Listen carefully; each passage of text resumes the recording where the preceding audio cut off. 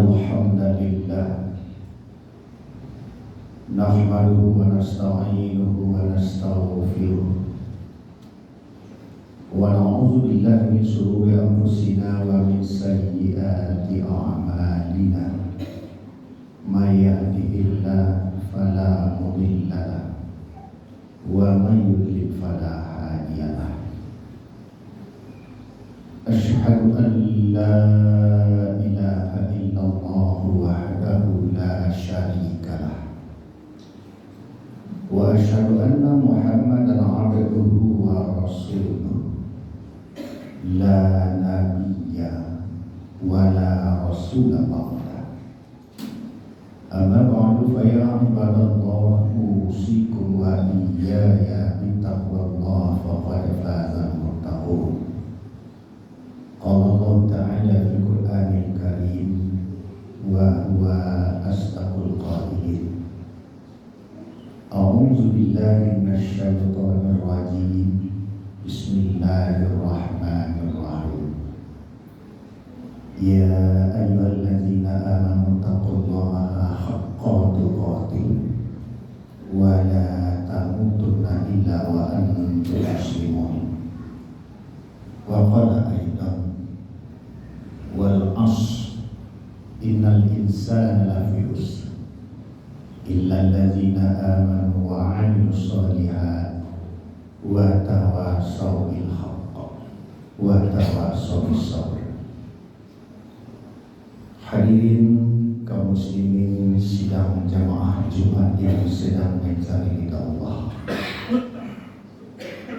Ternyata nikmat itu mahal. Allah anugerahkan kepada kita tanpa harus kita bayar.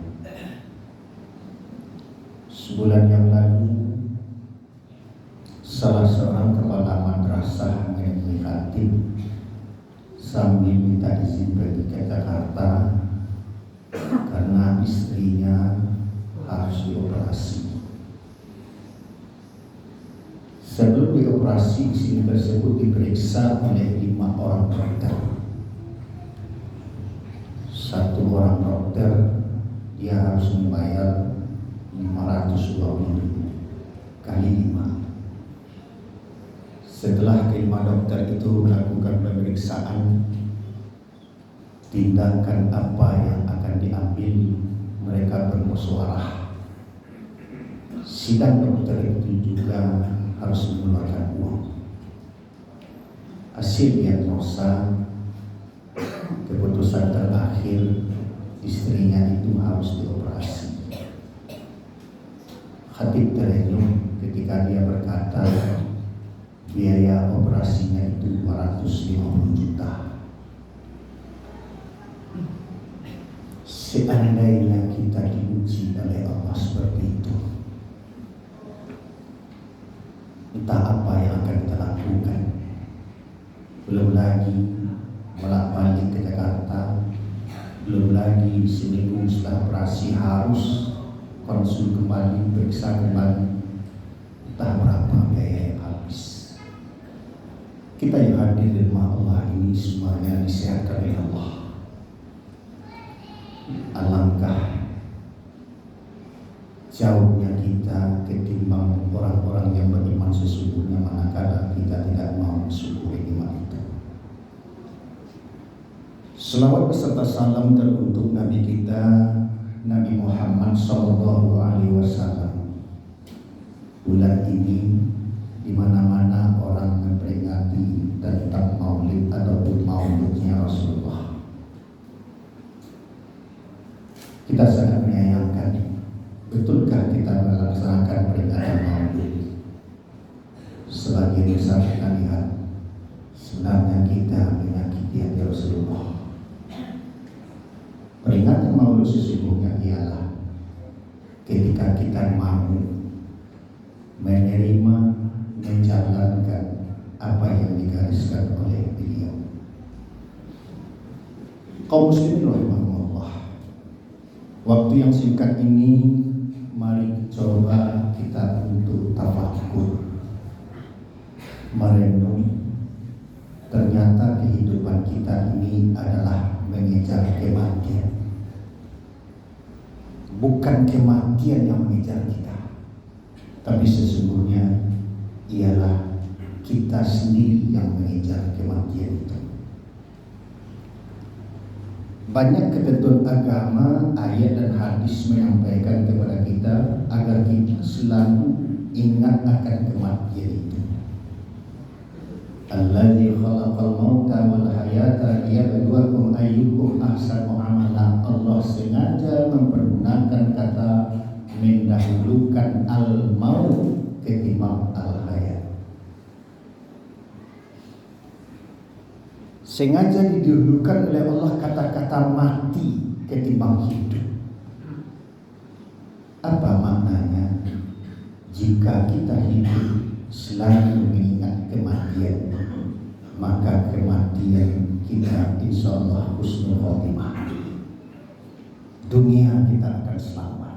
Tapi ketika kita memikirkan melulu masalah kehidupan, mungkin kita mengakhiri kehidupan ini dengan tidak selamat.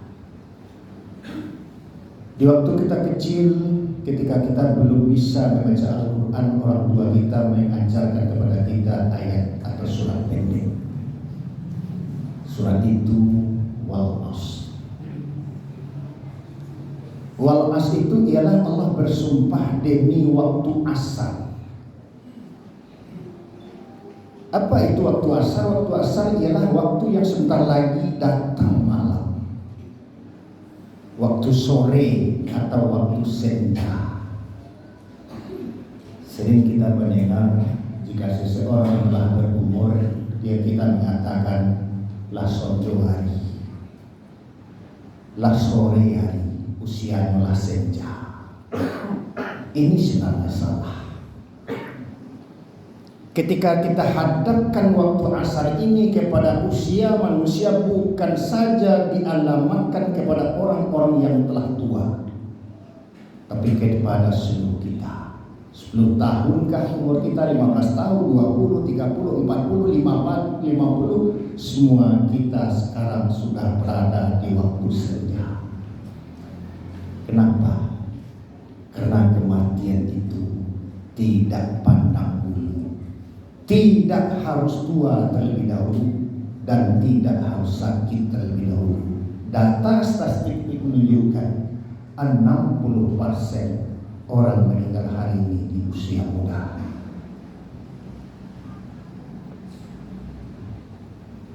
Terkadang kita bertanya ketika mendengar ada orang yang meninggal, barau mengapa? Lalu ada yang mengatakan baru sekian puluh, 40, 30, 45. Kita berucap, hendak disangko-sangko. Patah masih bicara dengan kita, masih berjalan bersama kita.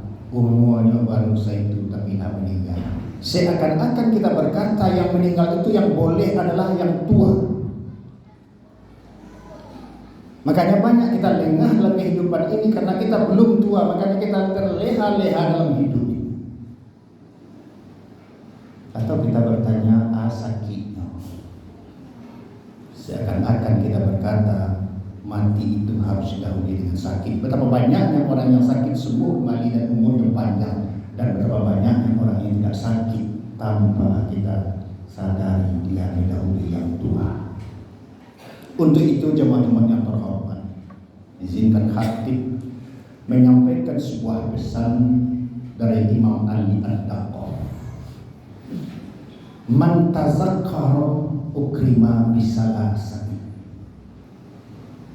Orang yang sering mengingat akan kematian, dia akan dimuliakan dengan 5 perkara. Sering kita mengingat kematian, baso koyo kemati, maka kita dimuliakan dengan 5 perkara. Takjilul bitaubah, segera akan melakukan tobat,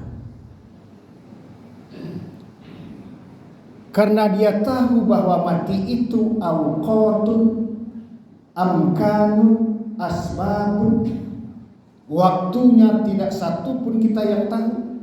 Masanya tidak satu pun kita yang tahu, tempat sebabnya tidak satu pun kita yang tahu.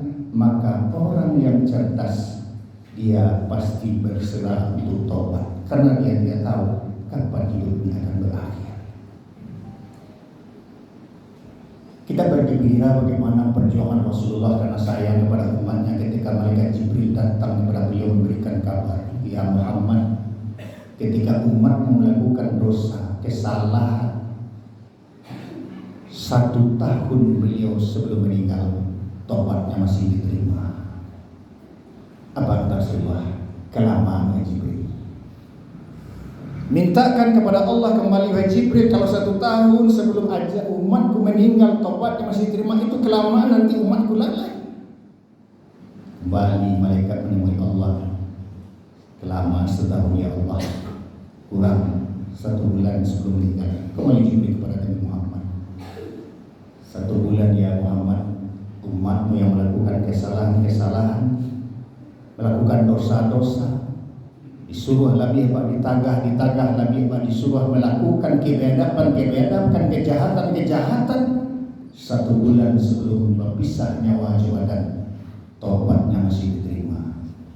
Jibril, umatku pasti lalai, minta kembali pada Allah ya. Kembali Jibril kepada Allah, 1 bulan menjadi 1 minggu, minta kurang menjadi 1 hari. 1 hari masih kelamaan ya Jibril.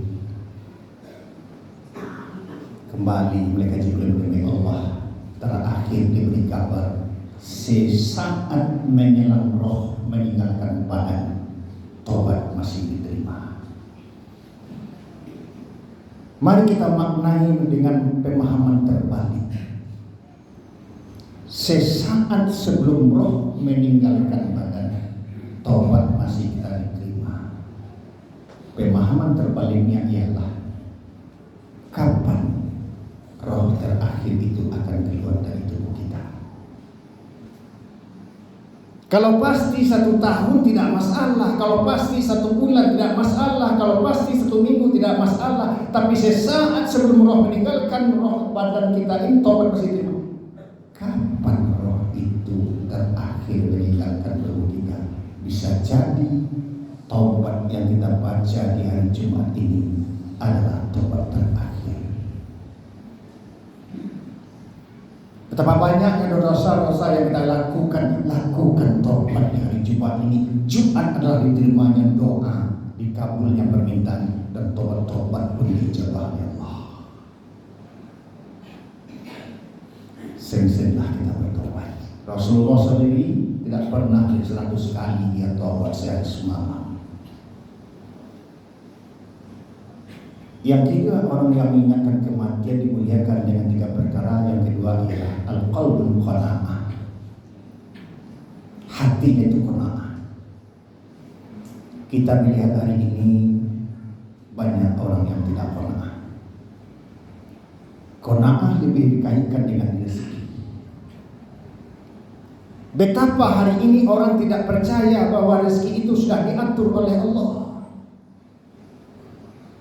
sehingga dia bekerja melakukan kecurangan,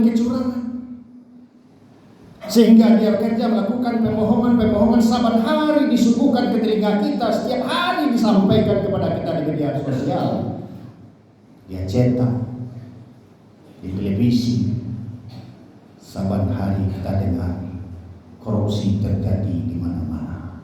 Bahasa awalnya korupsi itu malian, kini diperhalus korupsi. Kenapa dia melakukan itu? Dia takut, dia khawatir rezekinya itu kurang.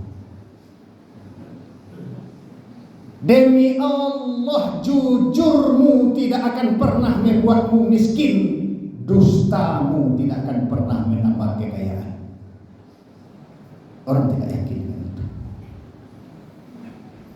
Salah seorang ulama pergi ke masjid, lalu dia pulang dengan jalan yang berbeda. Sampai tengah jalan dia mendengar sebuah suara, tolong, tolong, tolong. Diambil suara itu, ternyata ada seorang pemuda jatuh ke dalam sumur. Lalu ulama tadi membantu menarik pemuda itu ke atas. Sampai di atas, Beberapa saat dia sadar, lalu pemuda itu meminta air kepada ulama tadi. Beri saya air 1 gelas. Setelah minum 1 gelas, ulama tadi bertanya, apa yang menyebabkan engkau jatuh ke dalam sumur itu? Sambil menceritakan kenapa dia jatuh, dia berjalan kembali ke pinggir sumur itu. Kali ini dia jatuh kembali. Jatuhnya itu menyebabkan dia kematian. Ulama tadi berpikir, ternyata dia kembali ke atas meminta segelas air. Ternyata dia belum mati karena rezekinya masih ada 1 gelas air. Selagi ada rezeki orang nak mati, nak mati, jangan takut dengan itu. Allah sudah mengatur semua. Hari ini kita tidak sabar. Ali bin Abi Thalib pernah meminta mengembalakan ontanya kepada seorang pemuda. Setelah onta dibawa, seminggu setelah itu Ali bin Abi Thalib pergi ke pasar. Di pasar dilihatnya tali kekang, dan tali kekang itu mirip ontanya. Dia bertanya kepada penjaga toko, tali kekang ini adalah milik saya? Tidak, Tuan. Ini milik saya karena sudah saya beli dari seorang pemuda. Berapa dijualnya? 10 dinar. La ilaha illallah. Saya sudah berniat membelinya 10 dinar. 10 dinar sudah menjadi rezekinya, tapi karena dia tidak sabar, dia dapatkan dengan cara mencuri, dengan cara haram. Betapa banyaknya orang hari ini dia dapatkan rezeki dengan cara haram. Menjelang hari kiamat nanti, bongkahan salju di ufuk akan mencair. Hari ini diteliti oleh orang, ada 2 tumpukan bongkahan salju, dan ketika sudah mencair nanti semua air laut akan melimpah, dunia ini akan rata. Yang cepat mencair ialah tumpukan salju yang kotor. Ketika kita mencari rezeki, mencari nafkah dengan cara yang tidak baik, yang tidak halal, maka semuanya itu akan cepat mencairnya. Kita istilahkan tidak barokah. Maka tadi hati membuat sebuah status. Tangan menjadi kotor mencari harta ataupun nafkah lebih utama, lebih mulia daripada tangan yang bersih mendapatkan pekerjaan dengan sombong. Tidak lagi jadi rahasia umum mendapatkan jabatan hari ini harus menyogok. Sebentar lagi akan datang kepada Bapak kita semua, membujuk meraih kita dengan memberi sesuatu agar kita memilih. Semua itu adalah ar-rasi wal murtasi mafina.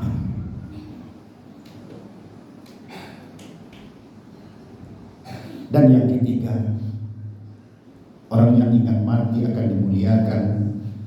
3 perkara yang ketiganya ialah nasadul bil amal soleh. Dia akan segera untuk melakukan amal soleh. Bisa jadi Jumat ini adalah Jumat terakhir bagi kita. Jumat depan pasti datang, tapi belum tentu kita akan bertemu dengan Jumat depan. Maka Jumat ini adalah Jumat terakhir. Sekecil apapun peluang amal soleh, jangan abaikan. Apalagi yang bertanggung, yang kaitan dengan tanggung jawab kita. Umar bin Khattab pernah melakukan ronda malam bersama ajudannya, pembantunya Aslam. Sampai di suatu rumah didengarnya seorang anak menangis. Setelah anak itu menangis, Umar masuk ke rumah. Setelah ucapkan salam, ditanya kepada ibu, kenapa anak ibu menangis? Tuan, dan dia tidak tahu bahwa itu adalah Umar. Anak saya lapar, tapi yang akan saya masak tidak ada. Saya rebuslah sebuah batu. Karena batu itu lama masaknya, anak saya tertidur. Umar ketika itu presiden, dia khalifah, dia kembali ke istana. Waktunya jam 1 malam. Dia kembali ke istana mengambil makanan untuk ibu dan anak tadi. Apa kata Aslam? Tuan presiden, Tuan khalifah, biar saya yang mengantarkan ke rumah ibu itu. Saya sudah tahu alamatnya. Besok saya antarkan jam 5, jam 7 ataupun jam 8. Marah. Tidak, wahai Aslam. Apakah engkau menjamin umur saya sampai jam 5, sampai jam 6, sampai jam 7, sampai jam 8? Apakah engkau menjamin saya masih hidup? Saya adalah Umar, khalifah, presiden di negeri ini. Bagaimana kalau seandainya Allah panggil nyawa saya, sementara ada seorang warga saya yang terzolimi, yang tidak makan? Saya khalifahnya, tapi ada warga saya yang miskin. Hari ini orang tidak peduli apakah warga yang tidak makan, dia tidak peduli. Yang banyak hari ini ialah memperkaya diri dan tujuh gedung. Di mana-mana dia berucap memperjuangkan rakyat Indonesia. Satu orang, satu titik darah negara ini, warganya harus dipertahankan. Tapi yang terjadi, demi kekuasaan, banyak rakyat yang bantai, digusur dari rumahnya, digusur dari tempatnya. Sementara dia selalu berkata untuk rakyat Indonesia. Lalu kita bertanya, rakyat yang mana yang mereka perjuangkan? Kaum muslimin jamaah Jumat yang rahimahullah, semuanya akan kita pertanggungjawabkan. Kita di atas rumah tangga, kalaulah tidak pemimpin yang lebih tinggi, kita pemimpin untuk anak dan istri kita, itu pasti. Segeralah lakukan untuk naikkan kewajiban-kewajiban kita, karena semuanya nanti akan diminta oleh Allah pertanggungjawaban. Kita tidak tahu apakah masih ada tanggung jawab di pundak kita. Sementara belum kita tunaikan, malaikat datang mengambil nyawa kita. Saatnya, tempatnya, sebab kematian itu kita tidak pernah tahu. Fa'tabiru ya bil absar la'allakum turhamun.